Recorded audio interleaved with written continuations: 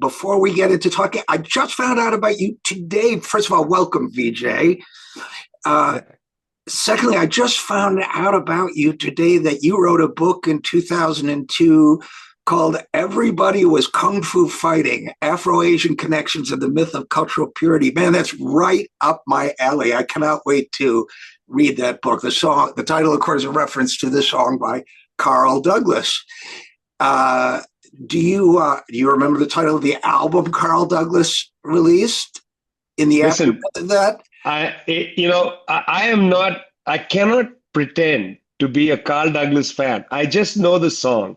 Yeah. And the reason I know the song is for some years I was, an amateur, boxer and so on. Oh, really? And I was very, very well. I have a glove given to me by and signed by the Tokyo Olympics gold medalist, in the heavyweight category. That is Julio Cesar Cruz from Cuba.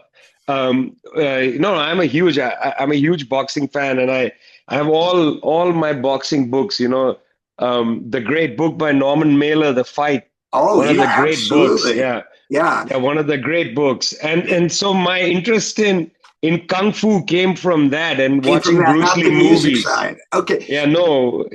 Also, if you want to go back further, A.J. Liebling's book on boxing, The Sweet Science. Okay. I have it right there. Yeah. If I had known, I would have worn the T-shirt my brother gave me of Kid Chocolate, the great Latin American boxer. But we digress. Carl Douglas, who sang Kung Fu Fighting. The album was entitled Kung Fu Fighting and Other Great Love Songs, which I thought was a really funny title. That's insane. That's insane. So with that as our opener, let's go to the topic you and I were discussing just before we went on the air, which is optimism, something every fighter needs, something that you can't win unless you have the belief you can win, right?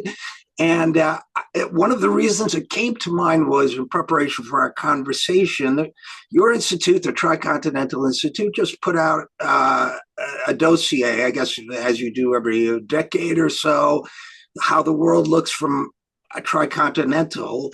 And I was actually struck by the ending of it because you talk about it, very instructive. I encourage people to look at it, to track it down.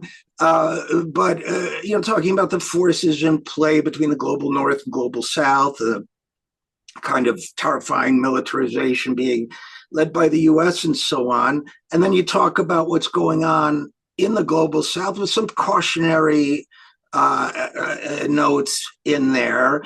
And you talk about you contrast the global south today with, for example, I guess I would say the Bandung Conference in the mid-1950s, I think it was, and then of course the revolutionary socialist movements of that era in the 1960s.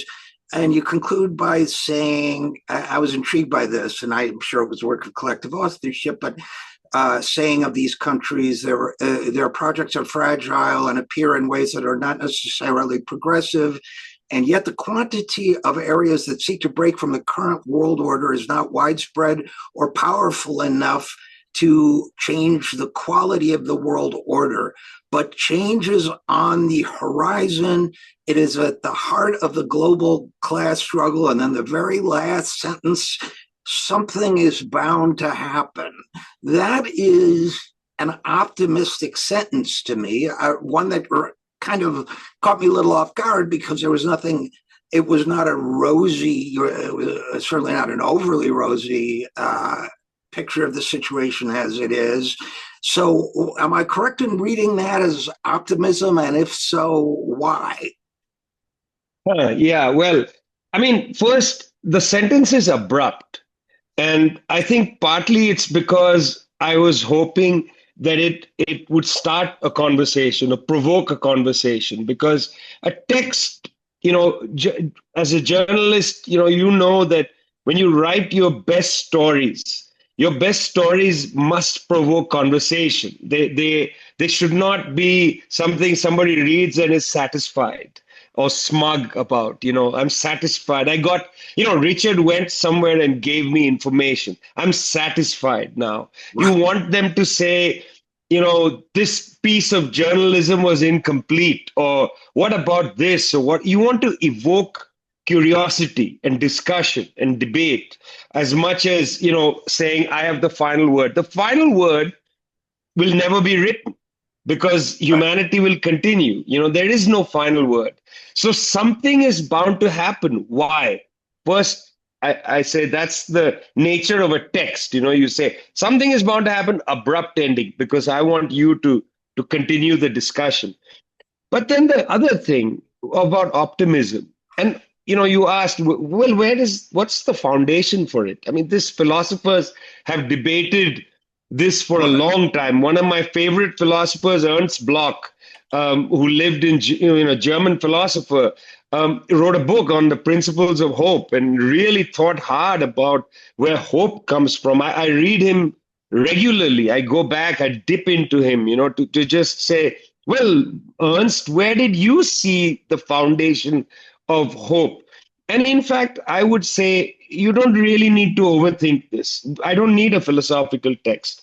I know that humans have an overwhelming and overpowering sensibility to push back against oppression. We have entire histories of this. No people has accepted subordination without fighting. Take the case of the transatlantic slave trade.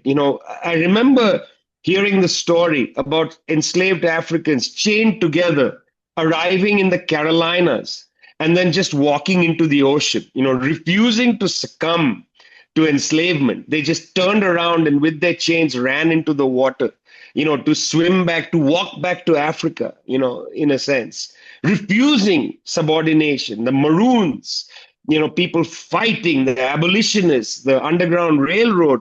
Nobody takes oppression lying down. And certainly nobody takes, a situation of ceaseless poverty lying down. Some people lose hope, they collapse, they drink, they fall out on the street and so on. It's true. There are, groups of people who just can't take it, but others will keep fighting. And, in the United States, the fight doesn't look like what you want it to look like.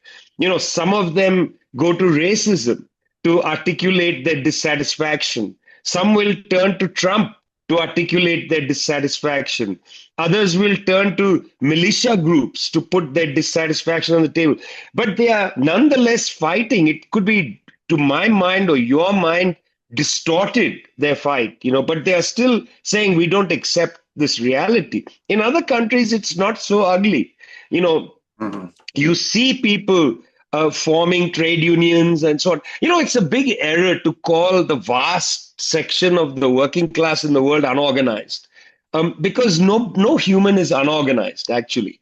You go to India, for instance, there was a strike, general strike, 250 million people a month ago went on strike, 1 day strike, a general strike. That's a lot of people.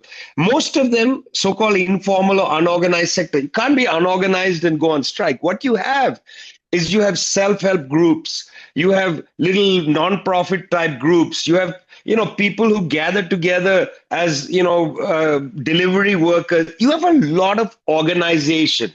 They may not be unions, but they are groups, neighborhood groups and so on of workers. Humans always seek other humans to form organizations. Now, their politics might end up being pretty ugly, but they're not giving up. The point is to go in and rally people to better politics. That's a different discussion, Richard. We're talking about hope, not good politics. Hope lies in the fact that people do not accept subordination, sometimes in a form that's quite ugly. We have to go in there and fight for better politics, to tell people, you know what, let me just tell you something. Racism might make you feel better, but you're not going to eat from it, at least not in the long run, and it's hideous. Don't go in that direction, or to somebody else. Trump is saying all these things that, that there is, America has been savaged and destroyed and hollowed out. He's saying some things which sound true, but man, his politics, he's just, giving the rich all the money. Why would you want to follow him? We need to be there, but I don't want to take away from somebody who says Trump is going to save me, I don't want to take away from them the fact that they are articulating hope. They are And saying, yeah, it's hopeful. Yeah. and they've also rejected a system for which, about which they've been told, we've all been told for 3/4 of a century, there is no alternative to. So that very rejection, however misguided, it's interesting. First of all, you said so much there, Vijay, but first of all, the way you approach journalism and writing, and I do think of it the same way.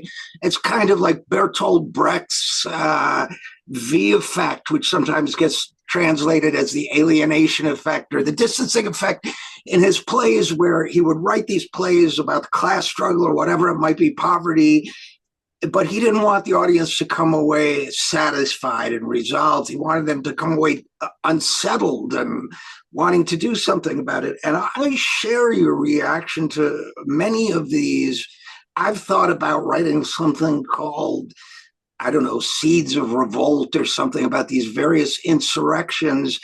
One that comes to mind for me is they had what they called the Truckers' Revolt at the U.S.-Canadian border over what I thought was a somewhat misguided, very misguided issue in a way, which is they didn't want to be forced to get vaccines. So they blockaded the border. But I mean, a sort of liberal American and Western European automatic response to it was, these sort of uncivilized, unruly people, signs of a collapsing system. To me, there was a seed of optimism in that, which is these are working people asserting their power over authority they consider unjust. That means exactly what you said, that if we can get in there and tell them, no, here's where the real unjust authority is, and I don't want to get into the vaccine conversation, but I mean, if we can get into them about here's why you can't make ends meet as a truck driver and you could 50 years ago, whatever the issue is, to me, that's a sign of hope. And I just, I remember I was speaking at a demonstration outside the Treasury Department in I could pin it down, but it doesn't really matter. I mean, early 2000s. And I remember because I used the F word and I had just been brought on by a think tank and the video went viral and I thought I was going to lose a job. Somebody, a conservative writer, came up to me afterwards and said, nothing you said couldn't be said at a Tea Party rally. And my reaction was, invite me. I'll go. I won't hide what I am, but that gets to the question of, not preaching to the converted, as they say, right? To me, optimism is partially reaching out and seeing the humanity in people that have yet to see the world the way you or I might. Yeah, and the interesting thing is, I don't even claim to have the full picture. It's a debate and discussion. So, the issue of preaching to the choir is always fascinating to me because, it's a really dumb slogan because the choir always says practice. It just doesn't go and sing. They do choir practice. So what's wrong with preaching to the choir? They need practice. People need to be, sometimes I go to a room where people basically come and tell me, I read everything you write. And I think, well, why am I here? I'm here because people need to have the experience of kind of, a rally. They need the feeling of we're not alone. We're together. There's 300 of us, and we're powerful together. If I'm ever invited to some right-wing thing, and I've done debates with people in right-wing spaces, I say exactly what I believe and let people engage it. Let them come at me with their ideas. And the interesting thing, Richard, is that there are lots of people in the world dissatisfied. No, not because you and I made them dissatisfied. They are historically dissatisfied because the system cannot satisfy them. I mean, when you have a system with a handful of billionaires who basically command everything, and particularly in the United States, where the distance between the billionaires and the politicians is zero. For a while, Elon Musk was roaming around like he was an elected official. Yeah, okay, they had a divorce, Musk and Trump, but it's not like there aren't other billionaires hanging around the White House. I mean, it's a home of billionaires now. Obviously, that creates a structure that makes people dissatisfied with their lives. These guys are just eating all the surplus, all the social wealth is going to them. Our cities are being destroyed, don't really have a good hospital around. Yeah, public transport is eroding. There's airline crashes, whatever. People are feeling a sense of the end times. There's a genocide happening in Palestine. Nobody can stop it. I write on this regularly. I report on this. In fact, I was just telling you, I got a column in India's mainstream magazine, Outlook. The first column I've written is about a visit to a graveyard in Gaza in 2014, to visit to the Commonwealth Cemetery, where there's a lot of Indian and Egyptian soldiers buried because they were part of the Egyptian expeditionary army of General Allenby that took Beersheba and then Gaza and then Jerusalem from the Ottomans. I went to visit that graveyard with two wonderful journalists from Ayn Media. One was killed in 2018, 4 years later. The other was killed on the 22nd of October, 2023. He's having breakfast at home with his wife and his toddler daughter. He was killed. They survived. His wife has taken over Ayn Media now. I write about that. I write about how the Indian government has just not been, its silence is complicity on this, a hideous complicity. And so this is the mainstream magazine. The editor was like, this is great. We're running it. There's a lot of space to move ideas and have debates and discussions. The issue is, are we willing to have a debate or do we want to yell at people? And I think we want to have a debate, Richard. We are past the point of talking past each other, because the structure has eroded the world so much that people of all political persuasions are feeling the edge of erosion. I don't want to go and cuddle with the rich liberals, sit with them in their living rooms and talk about how the right is so horrible, because I find them to be duplicitous, hypocritical. That doesn't mean I want to cuddle at the same time with the right-wing billionaires. They are even more hideous. But it's the people. Don't abandon the people to what they are thinking. We have to contest those views amongst the people. The people are not racist or responsible for hideous. I rejected Hillary Clinton's depiction. I think she called the people deplorables. That's ridiculous. These are human beings, not deplorables. What's deplorable was the Iraq war. That was deplorable. What's deplorable was the destruction of Libya. Hillary Clinton had a hands on both of them.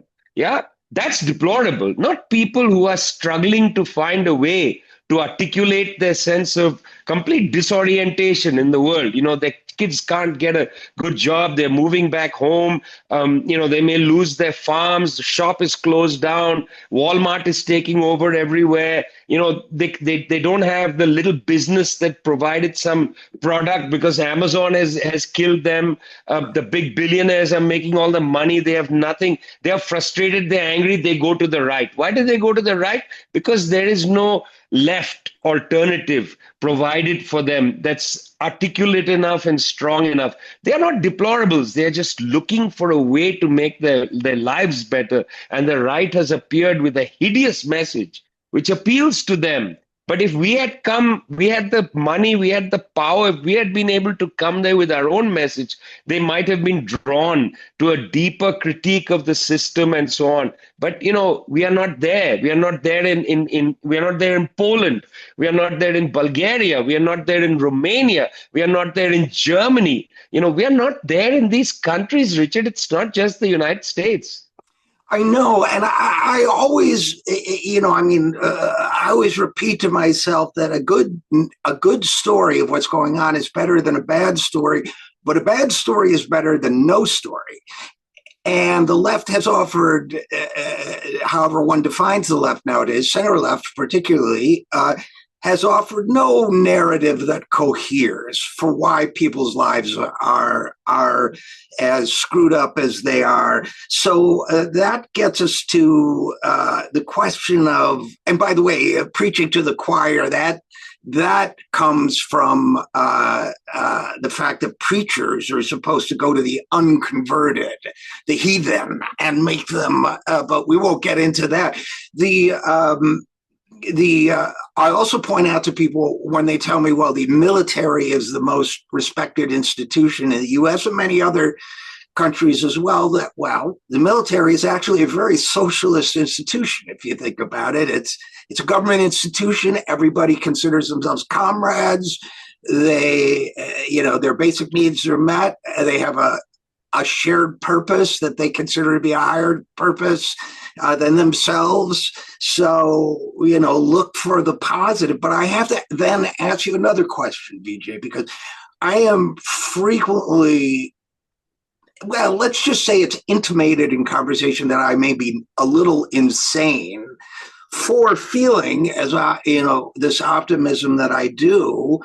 And if I get pressed on it, I do sometimes think that maybe things will have to get worse, significantly worse, before they get better. And sometimes I think of my own life as just like leaving around little messages in bottles of, you don't have to do it this way. If you find this bottle, in the wreckage of your civilization, just think about it. That's all, And, but that's a kind of post-apocalyptic optimism.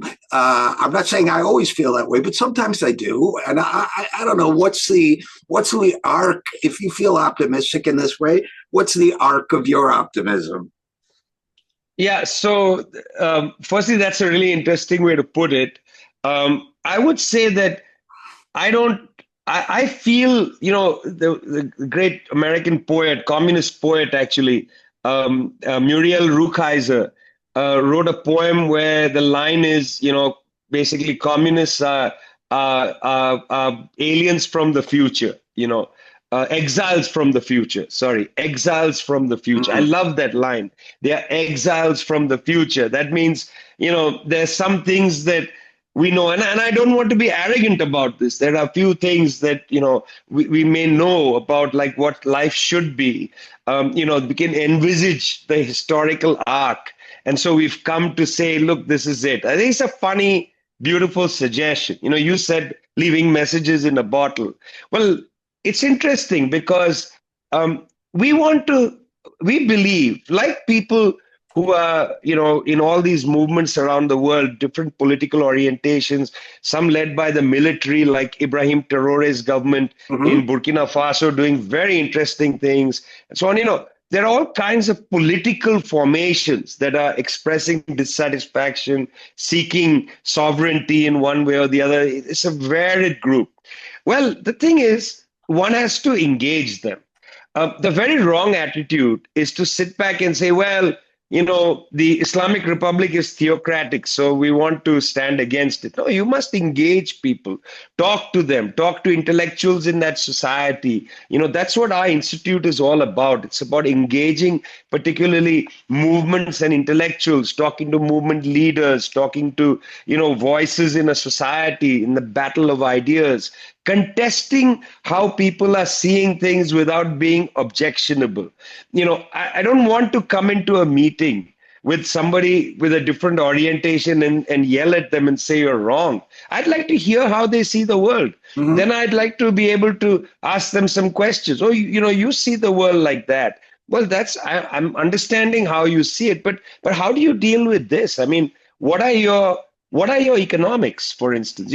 There was a famous line attributed to Ayatollah Khomeini, which was that economics is for donkeys, that we're going to create an Islamic Republic. Economics is for donkeys. I don't know if he actually said that, but of course not true, because, Iran is a society with an economy, people run it and so on. But I would like to ask a question, how do you deal with inequality, and how do you deal with with capitalist forms, because it generates poverty in your society, and in a society which is premised on creating egalitarianism, how does this work? That's a fair question. Let's have a discussion. Let me talk to an Iranian economist, and I think this issue of, like, how do we start imagining the journey to the future comes from first trying to articulate with each other, how do we see the present? And what are the problems in the present? You can't build the future unless you have an accurate and brave understanding of the present. Let's look the present in the face and deal with its problems, because then you start making the journey to the future. The future doesn't happen without settling accounts with the present. And I think the only way one does it is, and that's why we have our institute, Tricontinental, is we talk to everybody. I know there's all kinds of crazy ideas out there, but I'm happy to debate and discuss with anybody. Nothing is off limits. I'm not of the view of Noam Chomsky, which was, untrammeled, complete free speech. Noam had an incredible capacity to say all speech should happen. Nothing should be suppressed. I don't believe necessarily in suppression, but I believe in argument. I believe in saying, you know what, your idea is insane. It's completely crazy. I'm sorry. Let me explain. Okay. You can't, there's nothing that unites a people as a culture. Okay, let's just get away from that. Cultures are complicated and contradictory. Let's talk about something called, Russian culture. It's contradictory. There are gender contradictions in there. Everybody's not experiencing this culture in a uniform way. There are issues of people who are minorities within Russian society and Sure. so on. So Alexander Dugin, you can't talk about a Russian culture. I would contest the foundation of his philosophy. That's a debate. I don't just dismiss people and say, you're a right winger, you're wrong. I want to debate them, because I believe if we don't go through the muck of the present and clear out the muck, you can't see the road to the future. And when one has these debates, I find, and to me, this is where I have to exercise my own bravery, is that sometimes my thinking evolves as a result. For example, I might talk to an extreme nationalist.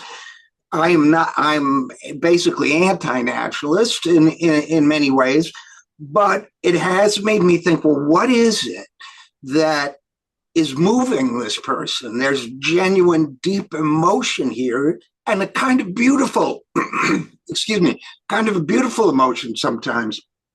It makes me think of Jodi Dean, the scholar, wrote in her book Comrade, where she talks about what people get out of the sense of concept of comrade, or used to get, I hope may still get, and the history of that in a way, there's a relationship between that and what people are seeking in nationalism. I always think she quotes a beautiful line from, I think it's Gorky, a beautiful passage where a prostitute, a woman who's been known as a prostitute, feels a hand on her shoulder and hears someone call her comrade and weeps with joy.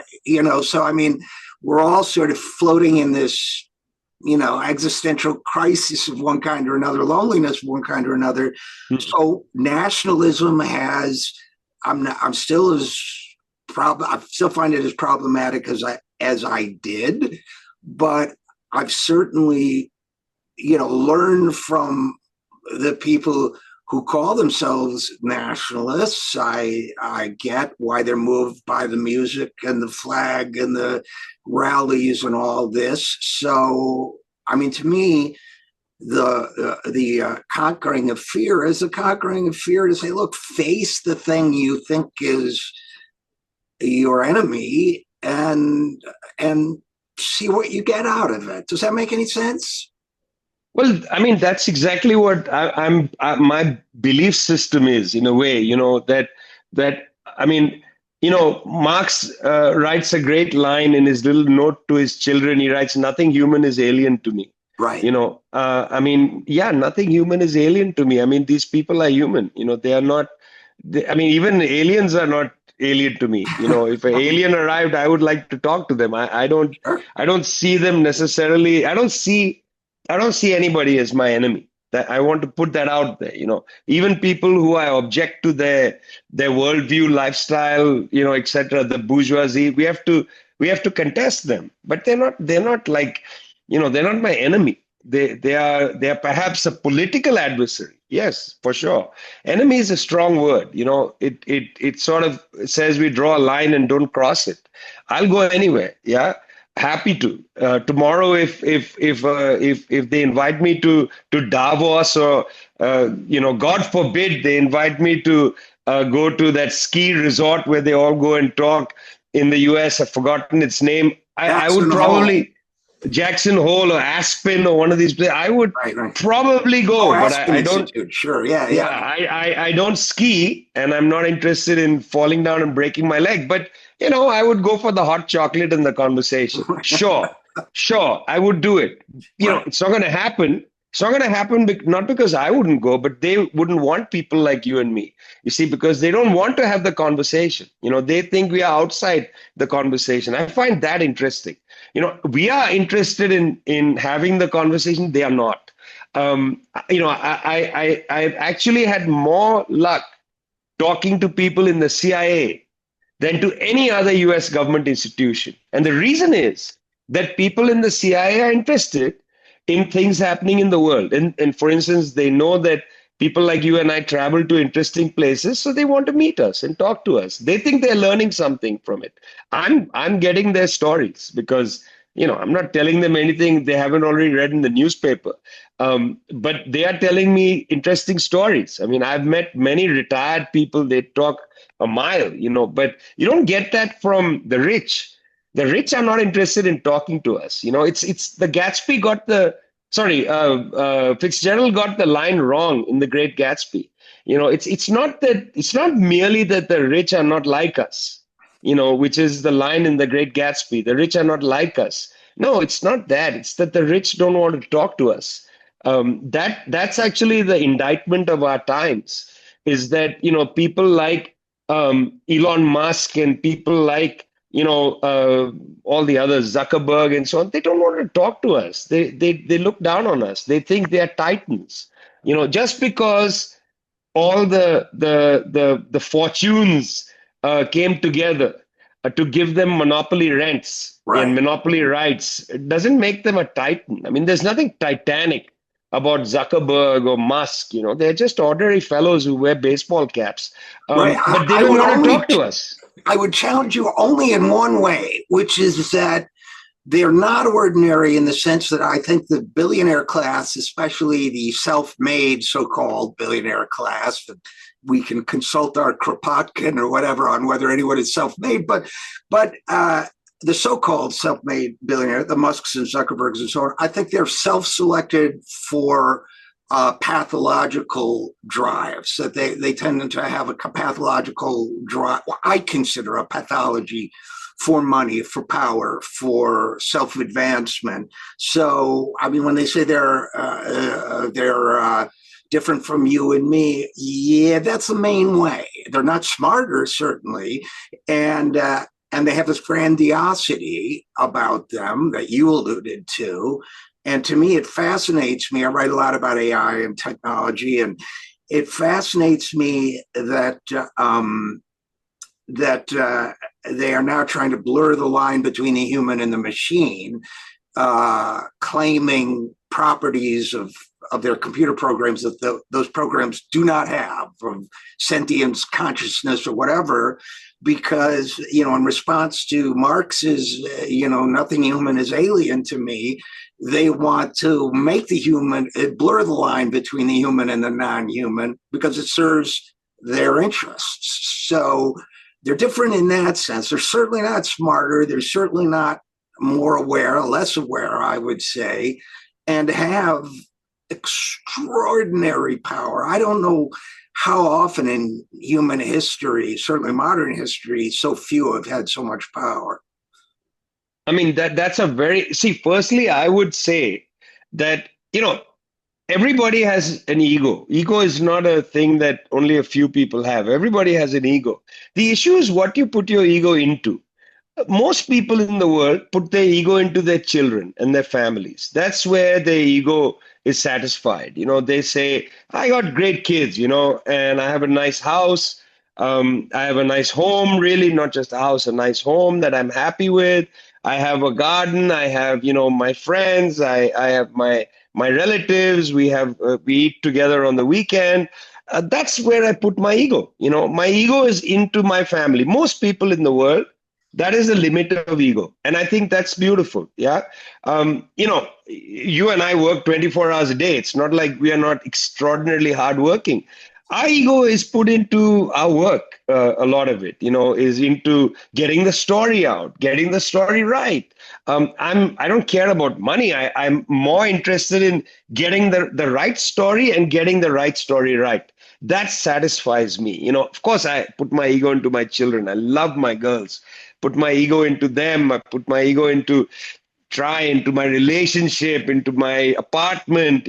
Of course, every human does that. I don't have 5 houses, like the billionaires. They don't put their ego into that because they have too much. They have too many houses. They have too much of all that stuff. Their ego actually remains in themselves. And I think that's where, if we're talking about, issues that sound a little new agey or whatever, when you put your ego into yourself so deeply, for self-aggrandizement, where you want to make yourself the center of it all, you can become like a Musk, because his ego is entirely in himself, it seems to me. He's not interested in other things. He's interested in Musk and what is Musk doing. And sometimes, by the way, these people start to talk about themselves in the third person. I've been around people with a lot of wealth, and they will say things like, well, Musk. And it's a little weird, but because their ego is so grand, it cannot be contained in the shell of their body. They become big, like people like Trump who want their name on buildings. Trump. Their ego is so great that it exceeds their physical form. Everything has to be Trump. Trump golf course, Trump hotel, Trump apartments. You drive down New York's West Side Highway, and it's Trump, right the way through. What about the Carnegies? They donate money, but it's like Carnegie or Rockefeller, it's monuments to their grandiosity. Their ego cannot be contained in themselves. Richard Eskow, what will carry your stamp, Richard? Some books in a library, maybe if the internet is kind to us, there'll be a trail of some of these conversations, bits and bytes of it will remain, the others will fade away. Yeah. We are not sitting here thinking my ego is so great that I must stamp the world with it. Yeah. What we are doing is we have put our ego into saying, I want to tell the real story in order to make the world a better place. It's also a form of containing an ego. Yeah, I just think it's a better way to live. People who say my ego is in my family or my ego is in trying to make the world better. It's a lot. We are egotistical people as well, just like anybody. But our ego is not self-directed. It is outwardly directed to other people, to consciousness that the world must be made better. And I will say that when you meet some of these titans, as they like to fashion themselves, what a way to do it. You get married, in a boat with a champagne jacuzzi. Disgusting. I don't even want to name him. He, by the way, wanted his ambition before he divorced his wife and married his second wife. I think he lost money in the divorce. He lost a lot of money. He still has a lot, though. Yeah. He has a lot. But his ambition, Richard, you'll remember that unnamed billionaire was to be the first trillionaire in world history. That was his ambition. It's disgusting. It's disgusting. It's repulsive to me. Yeah. I want to die like my father died, with nothing in my bank account. My father was a rich man. He lived a rich life, but he died with zero money in his bank account. That is my ambition. I don't want to accumulate money for no reason or property and things. I want my ego to go into more interesting things. And this is so much more of a secure and satisfying way to live than the fragility and anxiety of constant pursuit. And it's fascinating to me, too, that all of these guys, like the unnamed billionaire or the one we did name, Musk, they all believe that their genes should be perpetuated through artificial means, and Musk is offering his, shall we say, seed to any woman who wants to bear his child. They're so convinced of their genetic superiority. I just find it ironic there's no optimism in that really, because the same people are constantly altering their appearance, with cosmetic surgery, their mood with ketamine or whatever. And I don't judge people who make those decisions, except when they then say, I don't like what my DNA has given me for my hairline. I don't like what my DNA has given me for my physique or my mood. So I'm going to spend a fortune altering them. But by the way, I want to impose this DNA on the universe by force. It's just another, it's the kind of ego. To me, it's another kind of fear-bred aggressive ego rather than the satisfying, ultimately, ego of, I guess what the 12-step programs call a worker among workers, of participating in something greater. Does that make sense? Yeah, I mean, look, frankly, this whole idea of wanting to have many children, replicate yourself, and so on, it's actually dystopian. It's not hopeful, Right. because in a way you're saying humanity is useless. The rest of us are drones. There's an elite that needs to be created, which will self-perpetuate. Peter Thiel, who we should name, Right. is in fact a racist, who believes in these ideas and advises the Trump administration. He believes that there are better people and worse people, and the better people should rule. In a sense, he believes in a kind of monarchy, that Sure. that there are blue bloods and then there's the rest of us, and he's of the blue blood. I mean, I think that's a dystopian, hopeless approach to the world. They have no hope for humanity. They only have hope for themselves. That's what I meant earlier when I said the ego is inward. It's not outward. I mean, you want the most healthy, in my opinion, healthy form of ego is to direct it outward, to think about other people, for people. I tell you, the people who say, well, I care about my family, my garden, they often will be the ones who donate money to people in need. They will be the ones who play in a baseball team in the US or in somewhere else. They play, the football with other people. They are the ones who go out and have, mutual aid when there's a disaster. Women in those communities are the first to cook a meal for somebody who's lost a partner. They are outward. Their egos are outward directed. I can't see Peter Thiel cooking a lasagna for a neighbor who's lost a partner. I just can't see it. Peter I Thiel see was, him. I'm sorry to interrupt, but Peter Thiel was asked, as you know, should the human race survive, and paused, hesitated for so long that the interviewer said, "That's a very long hesitation. What optimism can be built on not being sure you want the humanity to survive?" Well, Vijay, as we wrap this up, I guess, so we have billionaires abandoning humanity. We have billionaires who are launching themselves into space, which is fine with me. They're coming back. I'm not that thrilled with. And fine, go to Mars, go to wherever the hell you want. So how should we conclude this conversation? Where we began, something is bound to happen. What do you think? Well, let's just stay with that for now. Something is bound to happen. I mean, neither you nor I are capable of directly predicting the future. All I can say is that the forces of historical change have not been extinguished. They continue to be alive. They are vital. Everywhere in the world, we see forms of let's call them what the Belgian Workers' Party leader Peter Mertens calls them, mutinies. There are mutinies. He wrote a beautiful book called Mutiny, which we published in India at Leftward Books. Peter Mertens is an extremely interesting man.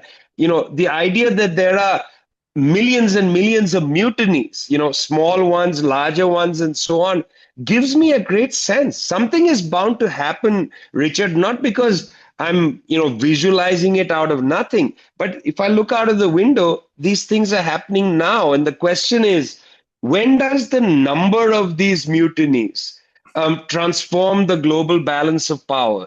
And I think it could happen. We don't know what's going to happen in Europe, when they start spending 5% of their GDP on weapons. I don't know what's going to happen. There will be mutinies, as people will say, you're cutting hospital building to build tanks. I mean, it's insane. And those mutinies, again, they could go to the right, and that's the danger of a mutiny. But they could also go leftward. In France, for instance, everybody says, the Marie Le Pen is going to rise, Marie Le Pen. And then in the parliamentary elections, the left bloc got the largest section of parliament, led by Mélenchon. And so these are unpredictable, unstable outcomes. That's why I say something is bound to happen. The outcome is predictable and unpredictable. We know it will be something obvious. That's like a tautology. Obviously, something is going to happen. But by something, I mean something of a great transformative character. Now, I can't predict what it'll look like, because it might be ugly. It also might be beautiful. And that's where we come in. We have to participate in trying to make it beautiful and stop it from being ugly. That's why we are in this. We are in this because we have to be in it. And that's part of Utopia. Utopia is the end, but it's also the process. Absolutely. And if it turns out ugly, we'll make it beautiful. So, as always, Vijay Prashad, director of the Tricontinental Institute for Social Research, thanks so much for your thoughts, and thanks for coming on the program. It's my pleasure. Thanks a lot. You bet.